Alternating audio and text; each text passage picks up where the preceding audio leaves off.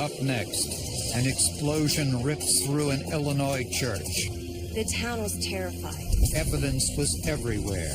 We found evidence on top of buildings. The debris field was huge. Two teenagers implicate one another.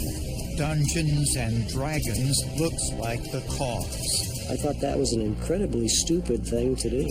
But a thin blue wire tells a different story.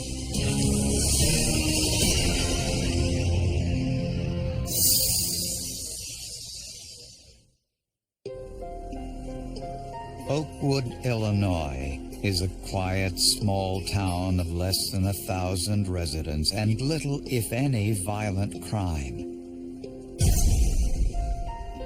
At the Oakwood Methodist Church, as volunteers prepared for their Christmas celebration, church member Brian Plower walked outside where something caught his attention.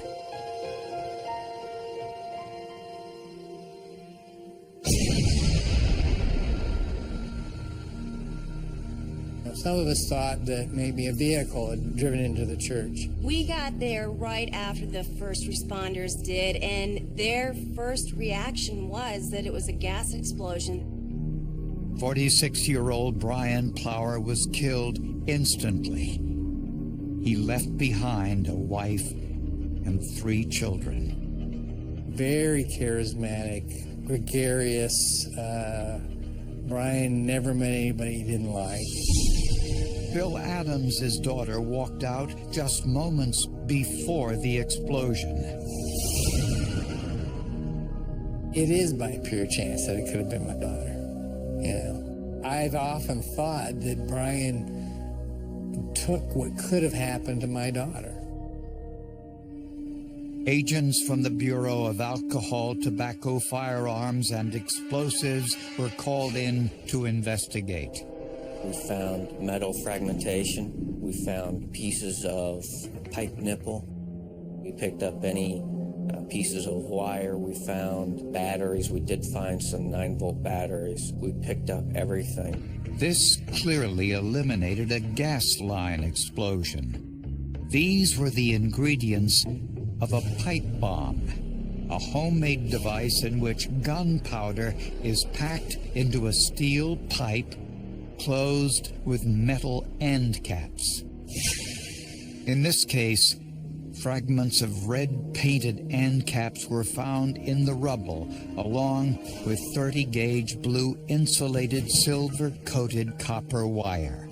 This was not very common wire. It could be a particular signature of the bomber. A signature is something unusual or unique left by the bomber, often without knowing it.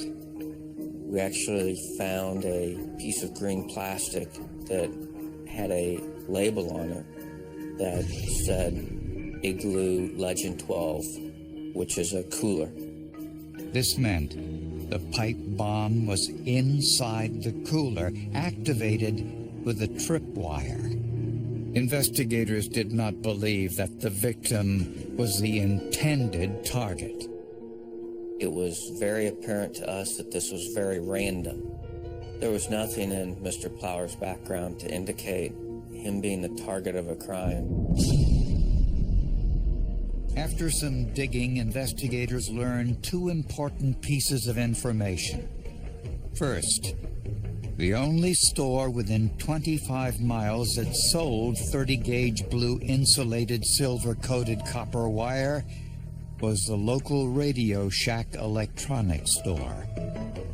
Since only one merchandiser sold that wire, if they kept records of their transactions, that could prove helpful in getting a lead.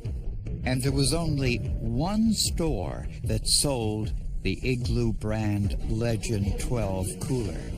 We found out that that color scheme was only sold at Walmart. So that narrowed our focus then on where that cooler could have been purchased. Then, investigators got an anonymous tip that 2 students at Oakwood High School might have been involved. One of them had a past criminal history, with one of the offenses being arson. One of the subjects had been seen in possession of a notebook that had handwritten on the front of it bomb recipes. The teenagers, 18-year-old Jimmy Morris and 16-year-old Phil Ryan, had no alibis for the time of the bombing. At first, they said that they were driving past the scene when the explosion happened. Then they said that they were there within moments and saw Brian Plower in the moments just before the explosion. From a photo lineup, employees at the local Radio Shack store identified Jimmy Morris as having been in their store, but couldn't recall what he purchased. Everything that the investigation showed about the teenagers indicated that they could be involved in this. Investigators also learned that the boys were heavily involved in the game Dungeons and Dragons, a fantasy-oriented game played by more than 20 million people worldwide. It allows participants to assume imaginary, often violent identities. There had been, across the country, instances where the role-playing within the game of Dungeons and Dragons had turned violent in real life. Both teenagers denied involvement in the bombing and were given polygraphs. The polygraph indicated that they were giving some deceptive answers when questioned about bombs and bomb making. Eventually, they each implicated the other. Both subjects stated that they saw the other subject in possession of a green cooler. It looked like investigators had solved the case until there was another bombing just 5 miles away.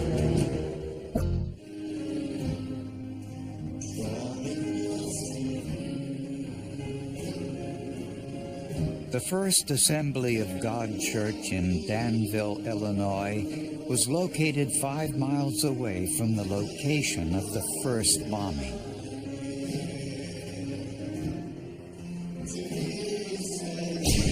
The blast injured 33 people. Most of them teenagers. Youth injured in the church bombing may never recover emotionally. This second bombing was more powerful than the first. When we first arrived on the scene, we were in shock. There was a hole in the west wall that was big enough to drive a truck through. It was unbelievable. The explosion happened next to the pews where a church youth group was sitting. 33 people were injured. They had shrapnel that had been embedded in their face, some in their ears. This was just an explosion of such a powerful magnitude that debris rained down on them. Which is something that you don't see every day. It involved 2 churches. You don't see a lot of crime against churches. The ATF looked everywhere for pieces of the explosive device. We found evidence on top of buildings, everywhere. There was just, the debris field was huge. Eventually, ATF investigators found more than 20 different bomb components, which enabled them to build a replica. This one was triggered with a timer and was clearly larger and more powerful than the first. There were a lot of differences there, which leaves you with 2 alternatives. Either he's experimenting, graduating up to bigger and better things. The other alternative is that it was 2 separate people that made these devices. To find out, Forensic examiners looked at the wire from the second bomb site. Was this the same signature wire used in the first bomb? It was a silver-coated, single-strand copper wire with blue insulation. It's 30 gauge. It's a very small wire. But was it the same wire? ATF examiner Greg Cleese examined the extrusion marks made on the plastic insulation as it squeezed through the die during the manufacturing process. This process makes the wire its uniform size. Those marks will be imparted on that plastic insulation for a number of feet before it changes dramatically. Lined up on a comparison microscope, there was no doubt.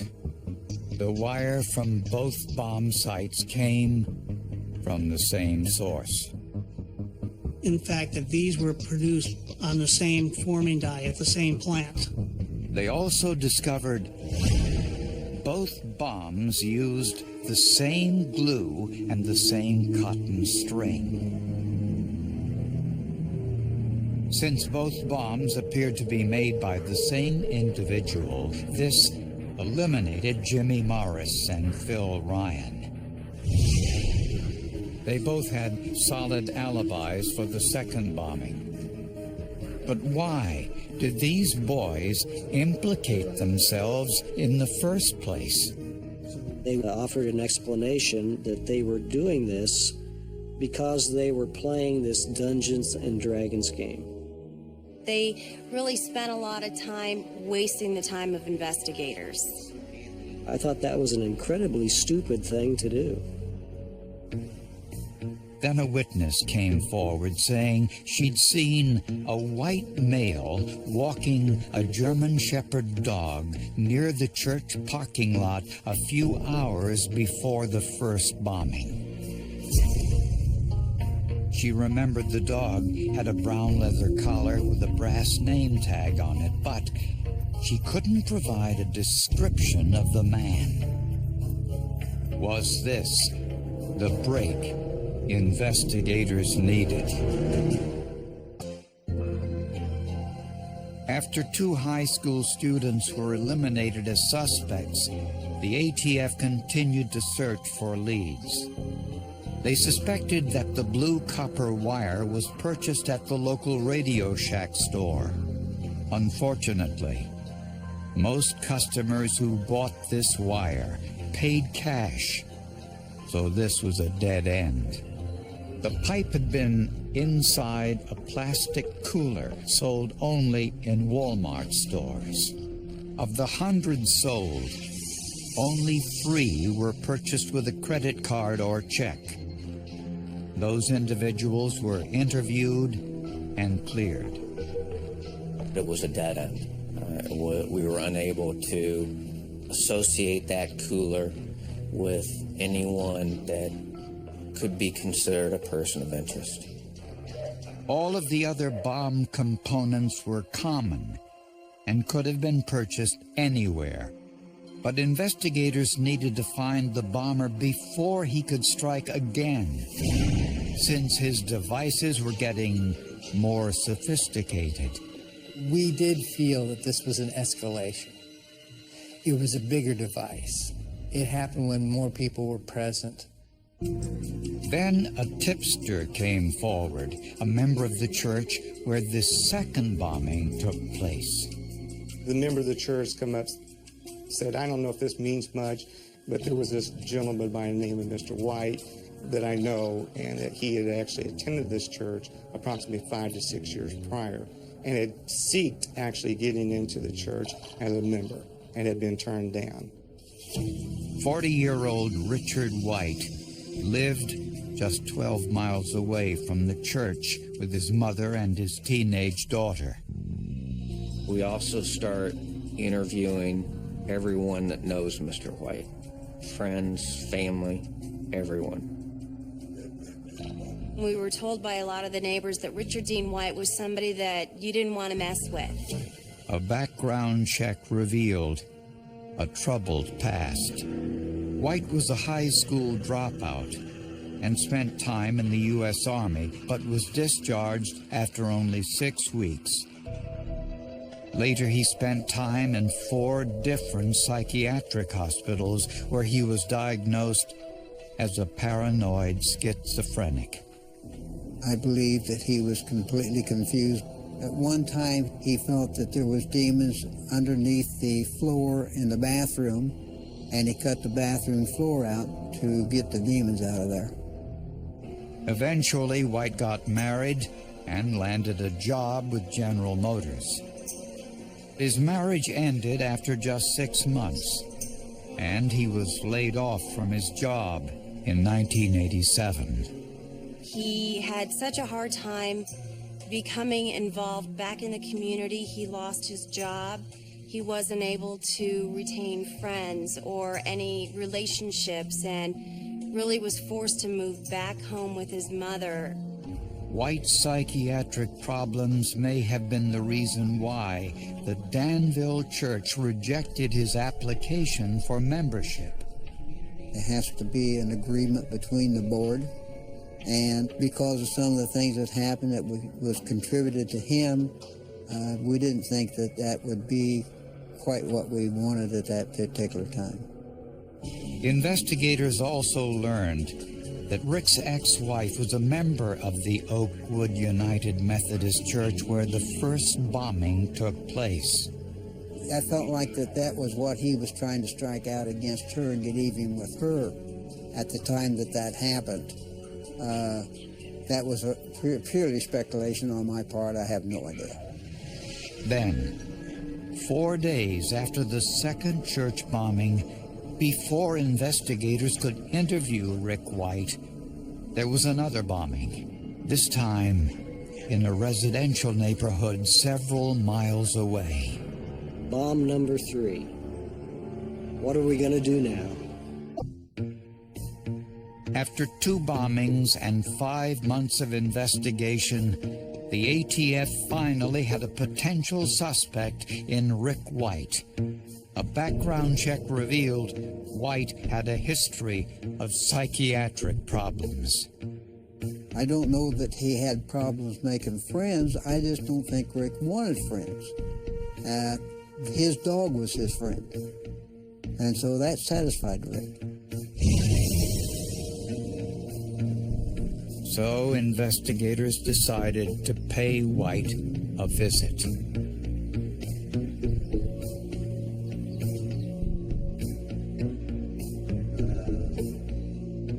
I'll be in the garage.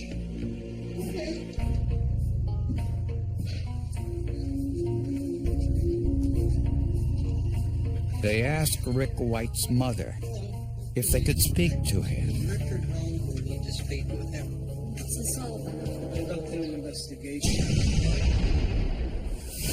Investigators found the garage behind the White's home in ruins. I could see steam, smoke. When the explosion went off, it actually pushed the walls out, like I could actually see into the building itself. And there was one victim inside the building, along with a dog, a large dog. The victim had been decapitated. A driver's license found on the workbench identified him as Richard White. We did not know if we had a victim or a suspect. But that question was answered as investigators sifted through the rubble. There were parts of bombs in there in the process of being made, and tools, wiring, all kinds of things that you could use to make pipe bombs. Circumstantial evidence would indicate that he intended to kill himself to avoid having to talk to the police. Next to White's body was his German Shepherd dog. It matched the description of the dog given by the witness near the first bomb site. He was obviously clutching the bomb close to his body, and he had his one friend in the world there with him, his other arm around his dog. Also in the garage, investigators found blue silver-coated wire, the kind used in the 2 church bombings. They also found a pair of wire cutters. Scientists compared the tool marks from White's wire cutters to the tool marks on the copper wire found at the Danville bomb site. From that comparison, I was able to conclude that this diagonal cutter that they've recovered in Richard White's garage was, in fact, the diagonal cutter that cut that wire end that was found on the Danville device. This was forensic proof that White was the bomber. We found an area of the garage that had red spray paint on it, and contained on that red spray paint were perfectly round circles. The reason that was important was the device that killed Mr. Plower, which was a pipe bomb with end caps on it. Those end caps were painted red with a gold coating. But questions remained. Why did Rick White target churches? Investigators believe White was angry at the First Assembly of God Church for turning down his membership application. But he couldn't bomb that church, at least not right away. It would have been too obvious. So he chose the Oakwood United Methodist Church as his first target, possibly because his ex-wife was a member. He was experimenting. He was trying to get different things to work, different initiators for the device, different triggering systems. The forensic evidence shows that White placed the pipe bomb in a green cooler, not caring who would pick it up. Church member Brian Plower was simply in the wrong place at the wrong time.